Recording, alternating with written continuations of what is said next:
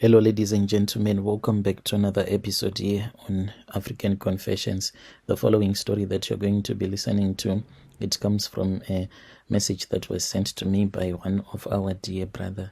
Strange things indeed, they do happen in this world. The translation of that message, it reads like this. Hello, Brother Nashi, how are you? Can you please post my own story? Is hidden identity. You can call me Tatenda, not his real name.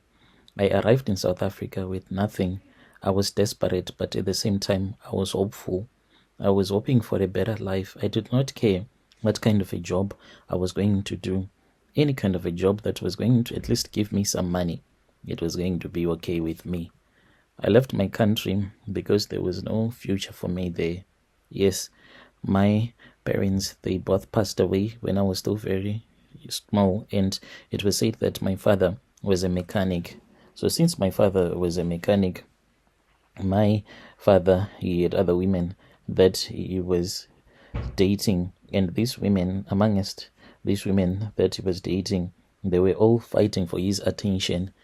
And no one knows who really did that, because my father one day, when he had gone to town, he went to this other butchery and he bought some pork.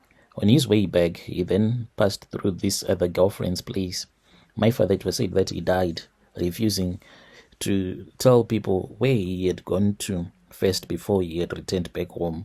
We don't know what kind of a girlfriend, if it was, maybe it was someone who was known by the family, or maybe someone who was married into the family, because he died refusing to mention the name of that woman whom he had visited, who ended up poisoning the meat. So when my father got there, that woman then took the meat which we were supposed to bring to my mother so that she can cook for the evening. Then that woman said, let me just put it here. Let me put it in the fridge. She then laced it with poison. My father did not know anything. When it came time for him to return back home, he then was given that meat that was already poisoned, and he returned back home. My mom did not know anything, and then my mom cooked the meat. It was by God's grace that my mom then sent me and my sibling to go to her little sister's house. And when we went there, we delayed. And by the time that we got back home, my mom, she was the one who started to get sick. Like, she was really, really sick, since she was cooking and eating at the same time. My father started crying. He kept on saying that the woman has poisoned me. That woman has poisoned me, because she once told me that if I do not get your attention, then it is far much better that you and your wife die. I do not want to share you with your wife. I want you all by myself. And my father, when he was asked which woman was he talking about, he refused, and he said that he cannot, for it was going to disturb a lot of things. And that is how my father passed away. And after my father had passed away, I was then taken, and I then started staying with my father's relatives, which were not so nice. And at that time, that was when I started staying with this other man who was the village headman. So this man, he was the village headman, and this man, he then offered me a job. But to be honest with you, when this man offered me a job, I was just working for food, nothing else. I was not getting paid. Brother Nashi, when I came here to South Africa, I chose to forget about everything. And then I came to South Africa. That was when I started working in KZN. I actually had to hitchhike from Johannesburg, and I had crossed the border illegally, for it was my only option. And I could not stay back home. Just imagine working for free, making sure that you had the kettle, you do everything that is needed to be done. And life in the village is very tough. Things were really tough for me. When I arrived in KZN, I picked up odd jobs, mostly your security work. I would clean, cook, or do anything that kept me fed. I was thankful for any opportunity, even if it meant long hours. Little pay, it did not matter. Life was okay, but then the dreaded lockdown came. To those that were caught up in their countries, they should be thankful to God, because if you were caught up in a country which you are a foreigner, that was when you saw that being a migrant, it is like a crime. You are not considered as a human being. And when the lockdown came, my world turned upside down. Everything shut down. No income, no food, no way to go back home. Stuck in a foreign country. Invisible, unwanted. And what happened was that the government started giving its own people food as well as financial help. I still remember that we went to this other soccer stadium in that village. And since we were not part of the system, we were illegals and we could not get the food, because either you had to get the food using your ID, or you had to go there with your relative, your close relative who had an ID. So for us, it was really terrible. I really thought that one day I was going to starve to death. I had spent 3 good days. I was eating knickknacks. What I would do is that I would prepare soft porridge, or they call it pap. And after preparing the soft porridge, I would take those knickknacks, a little bit of cooking oil, and roast them. Put some tomatoes. That was all that I could afford. 50 cents for the knickknacks, as well as the tomatoes, which I will buy for 2 rand. When I had money, sometimes I would go and buy a single egg, and I would cook pap with that single egg. Sometimes I would go around picking up tomatoes, but life was very difficult. I cried unto God, but God did not respond to me in that time of need. One evening, as I was wandering around the village, I was hungry. At that time, I felt that my body was too weak. Have you ever been so hungry so much that when the wind is blowing, you feel like the wind is about to take you away? I used to be someone that had a very big body when I arrived in South Africa. That was why I had managed to get a job as a security, even without papers. But I was getting thin, like I was sick.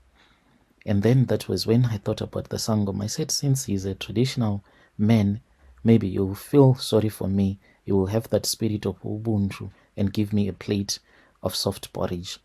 I went to his house. I spoke with him. I told him that I was hungry. If you have starved, when you are given soft porridge, when you are eating, you will start to sweat to show that you have been hungry for a very long time. He told me that this plate of food was not all that he could offer to me. He could offer me something more. Something more. Something like what? I nodded and I said, please tell me. I need to survive. He told me that there were 2 men, businessmen, that would be coming to his house the following night. And these 2 men, with their bodyguards, they would take me to wherever I needed to go. I was told that one of the men, he was a taxi operator based in Johannesburg. He did not give me any more details, but he said that I was the perfect man for the job, since I had no papers, no what. I was too hungry to care. I kept on chewing on the beef stew that I was eating, and I thanked God for that. The next night, the 2 businessmen, they came. They had very beautiful cars. And then they did not talk to me. They just pointed into the car, and I went and I got into the car. Then eventually they stopped by just outside of the village, and we got into a bus, a Mercedes bus, those beautiful ones that the rich people there in South Africa drive. I got in there, and when I got in there, Brother Nashi, that was when I saw that there were some tools, and those bodyguards, they started talking with me, and they told me that there was some job that I was supposed to do. And this type of a job, it needed hard work, and I was that type who could work very hard. We reached an old cemetery. I asked them if there was any need for me to find another one. They said, no, you'll be fine. We reached the cemetery far from any houses or lights. I remember that there were so many tombstones, and the people that were buried there, they were old. We looked and we looked for one that did not have a tombstone. Nothing, just the people had buried their loved one and then they never returned back. I hesitated, feeling the weight of the shovel in my hands, and then I started digging. I dug and I dug and I dug. 1 meter, 2 meters, until I hit something, and I knew that these were human bones. My heart started pounding really fast. I told those guys, and the soil was heavy. Have you ever, Brother Nashi, tried to dig up after it would have rained? It is very difficult. Each and every time when I would throw out a shovel full of sand, it was as if I was throwing out a ton of sand. My hands, they were blistered because I saw that the two businessmen, they had guns on them. They did not threaten me, but a gun is a gun, always scary. That was when I told them that I had hit something. I have hit something here, gentlemen. What am I supposed to do? And then one of the businessmen said, Mugabe, you can come out now. Are you able to come out at least holding a few of the human remains and make it quick? And then that was when I knew that these men, they were all cultists. They made me to bring out the hand of that person who was buried there, as well as the human head. That was all that they needed for all of that work. They threw down a rope for me after I had thrown out the pick as well as the shovel. Then I started climbing and climbing. I thanked God for the soft porridge that I had eaten here on, because to try to dig on a hungry stomach, for sure, with the way that I was feeling the previous days, I was going to collapse. Those men, they thanked me for the job well done, and they told me that I had to bury that grave again. So I started filling up the grave with the soil, and when it was done, they said, well done, well done. That was when one of the men went to his car, and then he came back, and I said, finally, my money. He handed me a 10 rand note. I looked at it. I thought that maybe it was a mistake. Maybe more was going to come. For this 10 rand was barely enough to buy a loaf of bread, and I felt a cold rage building inside of me. I was sad. When I wanted to protest, and I said, gentlemen, what is the meaning of this? Is this some kind of a sick joke? 10 rand for digging up a grave, removing human body parts, and then you give me 10 rand. And that was when one of the men, the bodyguard, pulled out a shambok that he had ready, and he started beating me up. It was so painful, and it was cold. My legs, my arms, they called me names, and one of the guy called me a parasite, like a burden on the country. And I knew that these men, they had used me. They left me there, and I had to walk from that graveyard, walking until I arrived back in the village. I went to this other friend's house. I did not tell him the truth. I was afraid. And then that was when I thought of removing myself from that village because I was scared. And then I went to Durban. When I was in Durban, I worked and I worked. And that was when I managed to find a way to apply for asylum, where I am right now in Canada. If I ever get the chance, I will tell you exactly how I got into Canada through Mexico, US, and ended up being here. It was not an easy journey. Along the way, I had to go through territories that I only used to hear about, where they are drug dealers and everything, but they smuggled me into the US, and I had to be smuggled into Canada, where I am right now. Life is really difficult. I do not want to lie.